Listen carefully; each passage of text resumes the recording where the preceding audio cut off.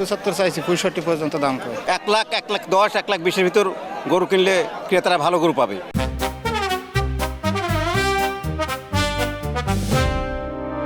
ঘন্টার পর ঘন্টা অপেক্ষার পরও গরুর ক্রেতা মিলছে না নওগাঁর হাটগুলোতে। প্রান্তিক খামারিদের লালন পালন করা গরুর উপস্থিতি বেড়েছে হাটে, তবে দূরের ব্যাপারীর উপস্থিতি না থাকায় গরুর কাঙ্ক্ষিত দর পাচ্ছেন না অভিযোগ খামারিদের।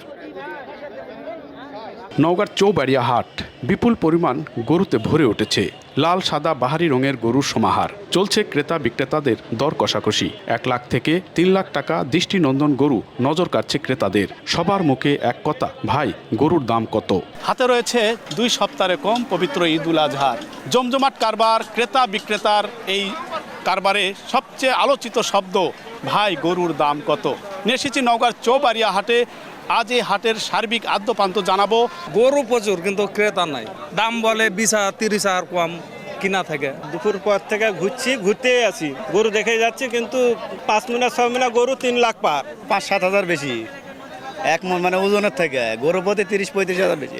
1 লাখ থেকে 1,20,000-30,000 মধ্যে যেগুলো গরু, এগুলো একটু বেচা কেনা হয়েছে। আর ব্যাপারে কমের কারণে বাকি গরু যেগুলো বড় বড় গরু, এগুলো আসলে বেচা কেনা আমার চোখে পড়েনি।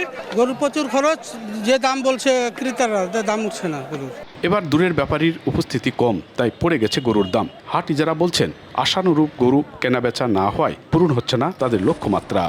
উপজেলার নির্বাহী অফিসার মহোদয়, পাশাপাশি থানা আমাদের যথেষ্ট সহযোগিতা করতেছেন। জেলায় চলতি মৌসুমে 39,500 গো খামারে প্রায় 8 লাখ কোরবানির পশু প্রস্তুত করা হয়েছে। স্থানীয় প্রাণী সম্পদ অধিদপ্তরের তথ্য বলছে, এই 8 লাখ পশুর সার্বিক বাজার ব্যবস্থাপনায় প্রায় 3,000 কোটি টাকা কারবারের আশা করছে তারা। নওগাঁর চৌবাড়িয়া হাট থেকে এম আর রকি, সময় সংবাদ।